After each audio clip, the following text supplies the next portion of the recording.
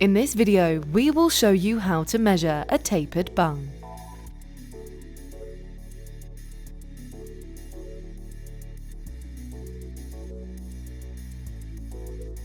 Step 1. First, measure your largest diameter. This is dimension A.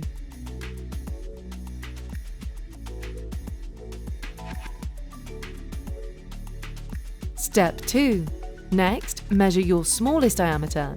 This is dimension B.